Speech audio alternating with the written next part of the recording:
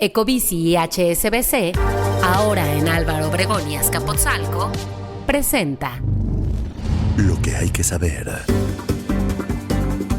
Gobierno de Trump autoriza redadas contra migrantes en escuelas y hospitales. Temu y Shane podrían vivir un drama como el de TikTok y Haas nombra por primera vez en la Fórmula 1 a una mujer como ingeniera de carrera. Es miércoles 22 de enero. Yo soy Mónica Alfaro y esto es Expansión Daily.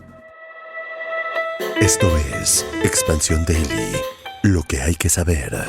Lo importante del día con los editores de Expansión. Expansión Daily. Lo que hay que saber. Bienvenidos.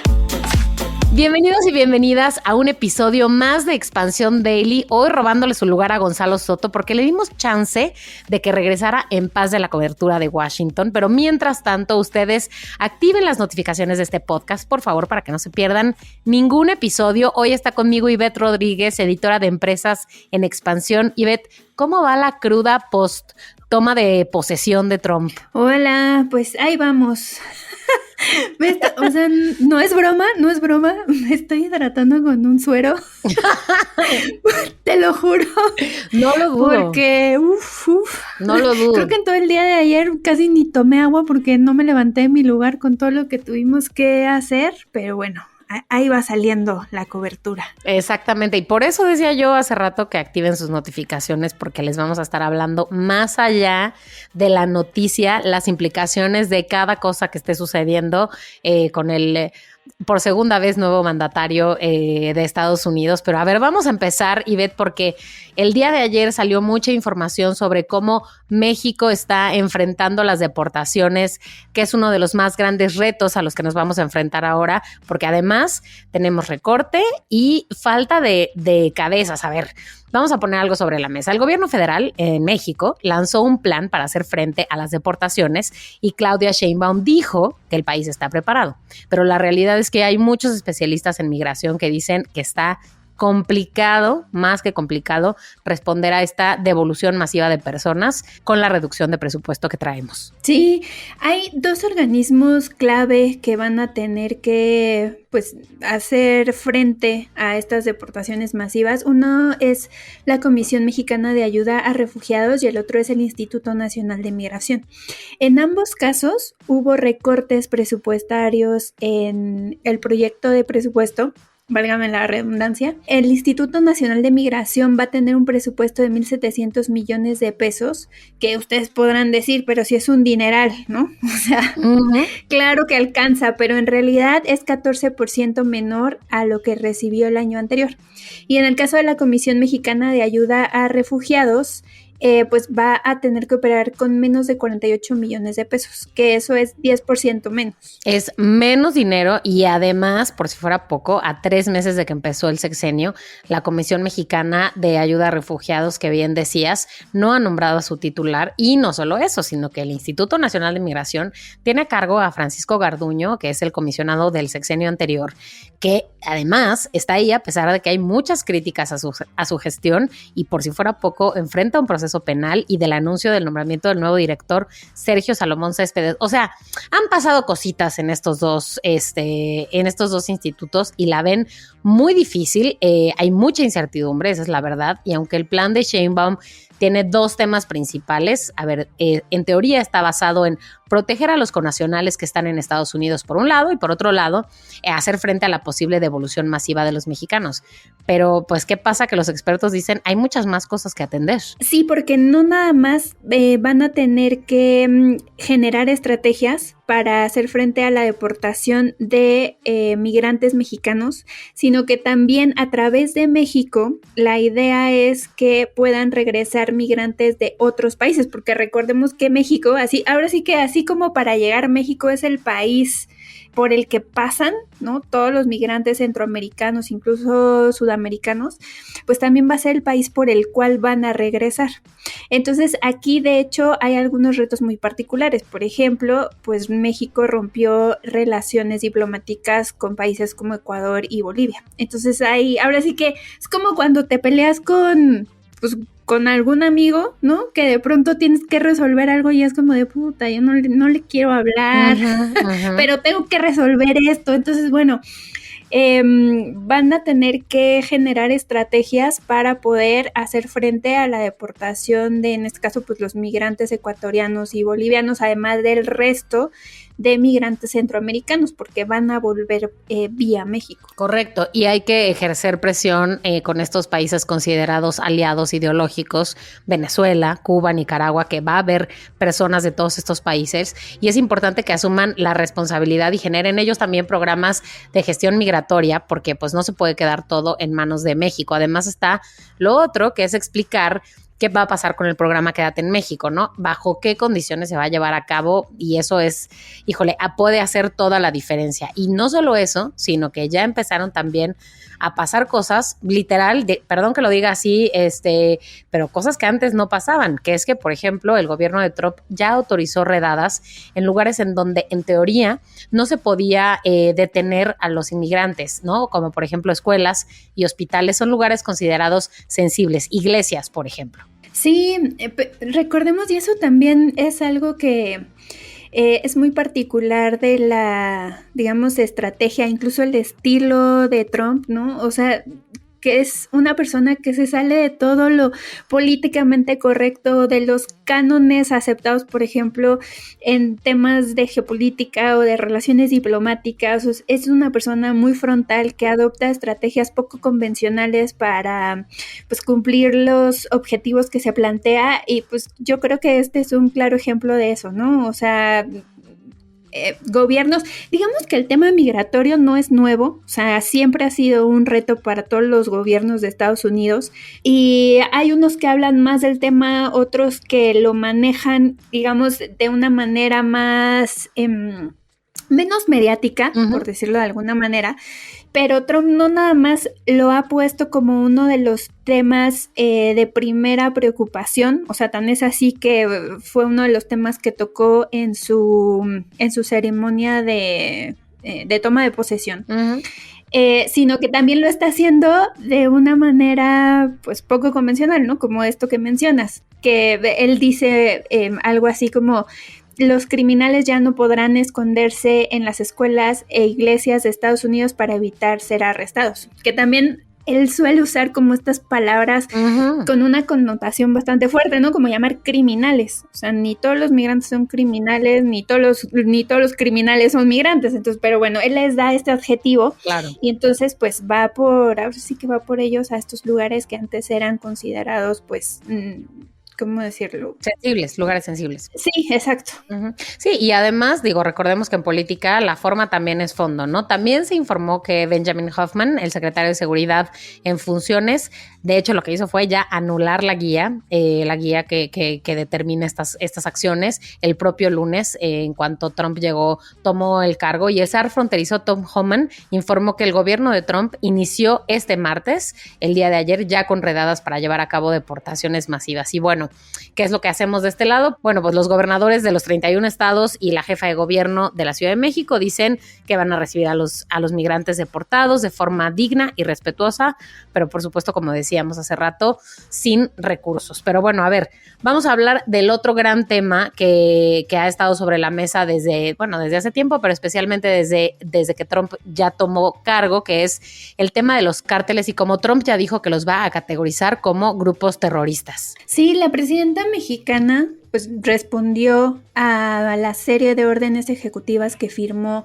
Donald Trump el lunes, que fue justamente el primer día de su regreso a la Casa Blanca.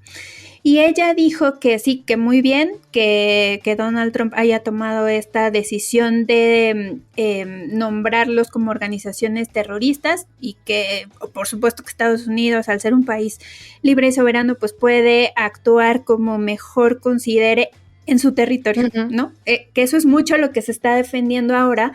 El hecho de, pues, que también México es un país soberano e independiente, y pues que estas acciones, siguiendo estos principios, no deberían de tener injerencia en territorio mexicano.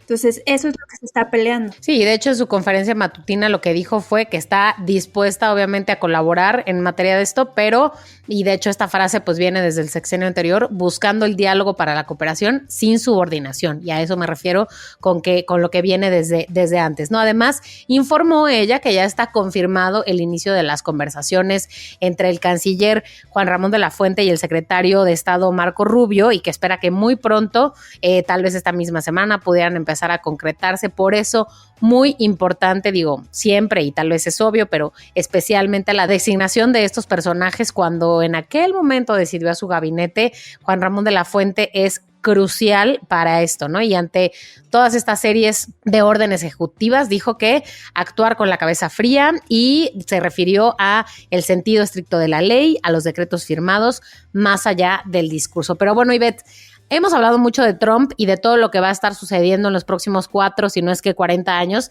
pero también hay otras cosas pasando, así que hablemos de un lugar crucial para personas como tú y como yo, a las que nos encanta salir de viaje, los aeropuertos, Ivette. Sí, pues fíjate que en la pandemia hubo un fenómeno muy particular, o más bien posterior a la pandemia, en donde México, ahora sí que, y perdón por mi frase, pero sin querer queriendo, capitalizó muy bien esta necesidad, este deseo que tenían las personas, pues de retomar los viajes y tener experiencias, interactuar con otras personas, estar al aire libre, entrar a un restaurante, y se registraron niveles altos, incluso en algunos casos se rompieron pues algunos récords de visitas, o sea, porque, bueno, y aquí hubo otro factor, y ya voy a cerrar mi paréntesis, hubo otro factor, y es que México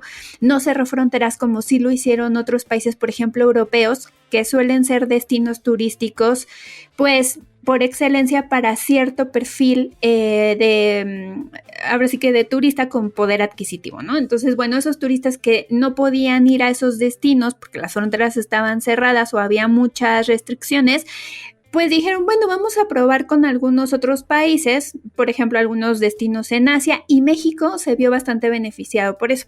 Cierro el paréntesis y retomo el tema del cual estamos hablando. Idealmente, pues México debió haber seguido capitalizando esto, ¿no? Para que entonces esas personas que vinieron en esa ocasión, pues tuvieran ganas de regresar. Sin embargo, ¿qué pasa?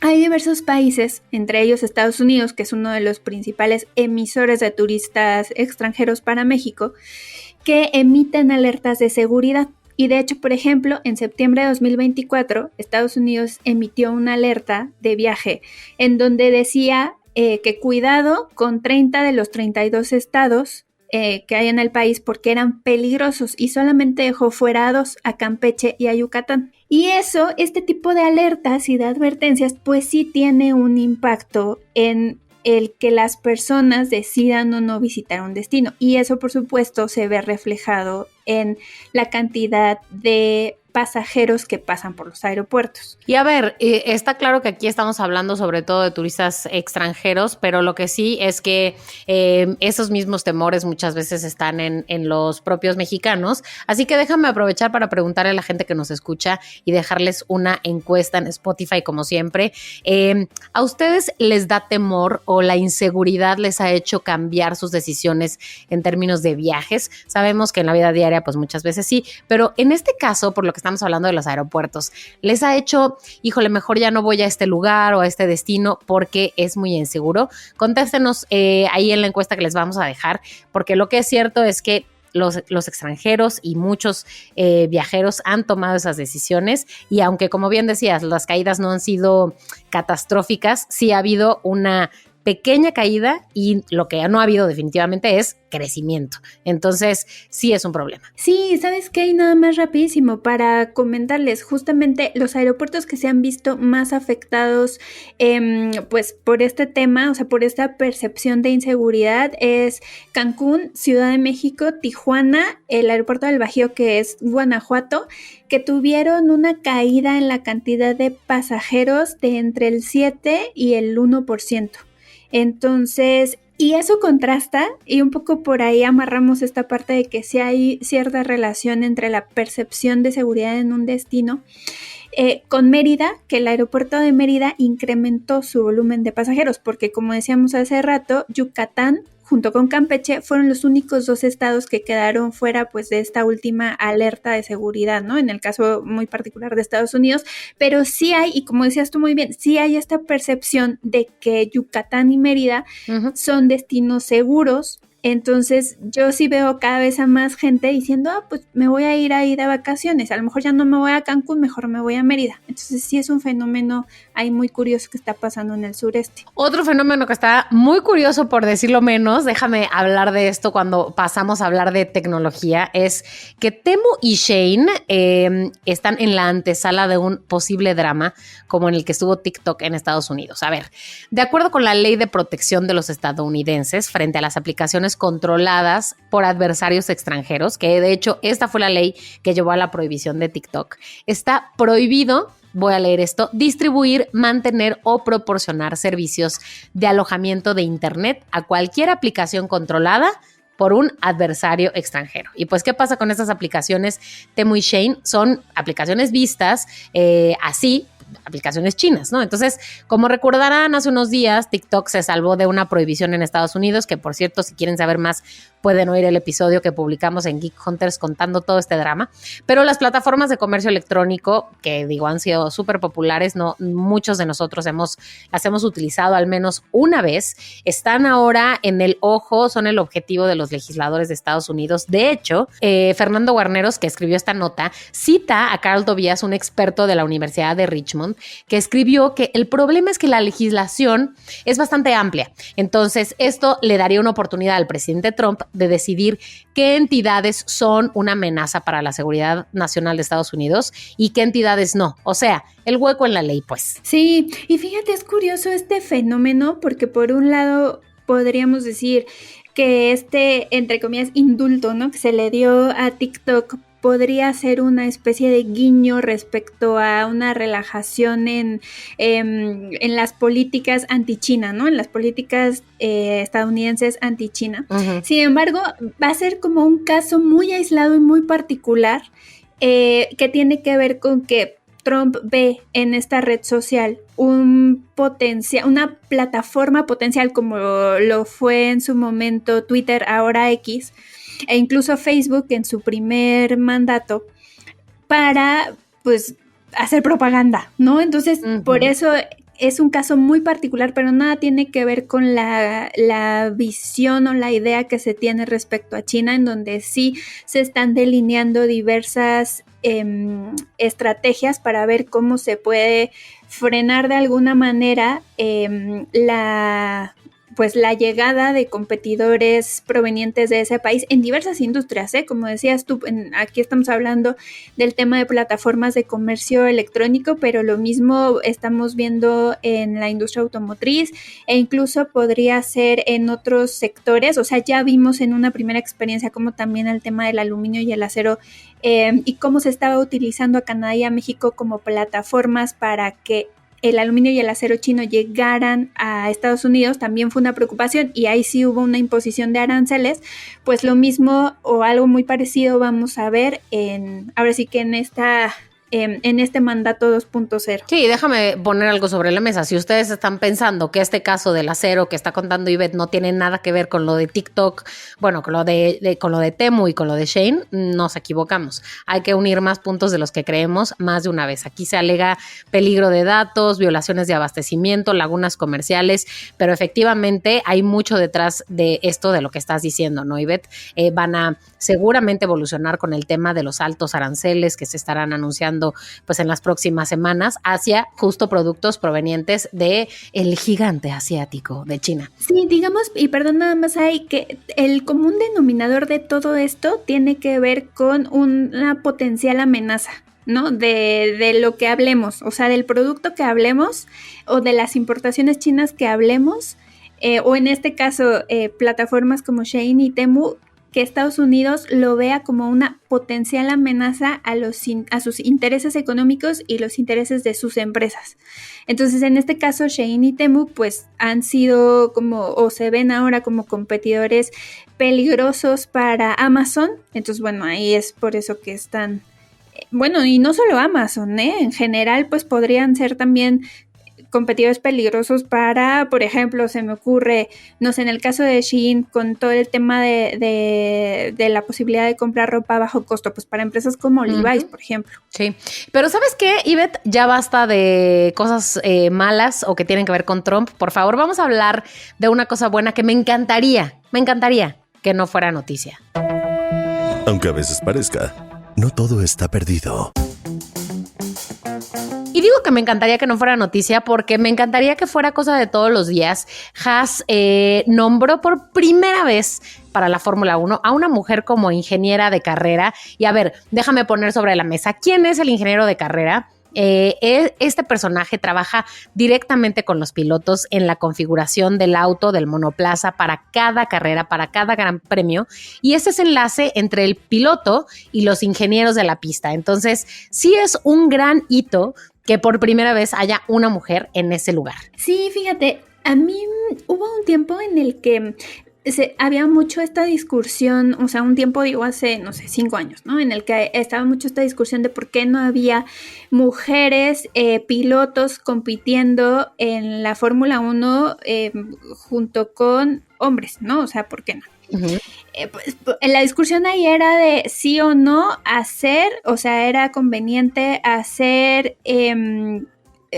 por ejemplo, una Fórmula 1 exclusivamente de mujeres, así como está pasando en el fútbol, en donde se hacen ligas femeniles, pues ¿por qué no hacer algo así? O sea, una competición de Fórmula 1, pero femenil. Luego también se decía no, porque la idea es como que las mujeres pudieran estar en el mismo espacio que los hombres, entonces la idea o lo ideal sería que fuera mixto, pero ahí el argumento es la fuerza que requiere el pilotear un monoplaza de Fórmula 1 es muy grande. O sea, de verdad, el entrenamiento que tienen los pilotos es muy... o sea, es exhaustivo. Físico, sí tiene que ver con las características físicas de la persona. Exactamente. Entonces, al final, pues las mujeres podrían estar por temas de estatura, peso, no habilidad, sino por temas de estatura y peso en desventaja respecto a los pilotos hombres, ¿no? Entonces, bueno, un poco ahí se dejó la discusión, pero ¿sabes ahora qué me da gusto? Pues que justamente más bien las mujeres están encontrando una forma de entrar a esta competición ya más desde una parte estratégica, ¿no? Que tiene que ver con, pues, todo el trabajo de ingeniería, y creo que es un camino bastante interesante, porque ahí, pues de nuevo, son posiciones mucho más estratégicas dentro de la carrera. Correcto, y en este caso estamos hablando de la alemana Laura Müller, no sé si esa es la pronunciación en alemán correcto, pero bueno, ella es la que está ocupando este puesto. El jefe de Haas, Ayao Komatsu, dijo que Müller tiene un carácter muy decidido y eso es característica esencial para porque es justo como dices, un lugar muy estratégico, es muy trabajadora, dijo, y su ética de trabajo es realmente muy buena. Además, él destacó que no importa la nacionalidad, que no importa el género, que lo que importa es el trabajo y los resultados que cada persona da, y entonces que ella es la elección correcta. Además, no solo eso, hay otra mujer que tendrá un puesto de responsabilidad, de alta responsabilidad en esta escudería, es Karin Kridelich, que será la nueva jefa de estrategia, así que la verdad que con estos cambios Haas pretende pues saltar en la parrilla. La temporada pasada pues acabó en el 7º lugar en la clasificación de constructores. Vamos a ver cómo les va. Claro que una persona no hace toda la diferencia, pero son lugares estratégicos y aquí, dado que esto todavía sigue siendo noticia, no nos vamos a cansar de hacer reverencia para estas decisiones.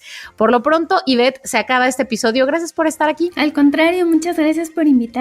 Y ya saben que toda la información sobre estos y otros temas los encuentran en expansión.mx y siempre leemos sus comentarios en las redes sociales de Expansión, @expansiónmx. Nos escuchamos mañana.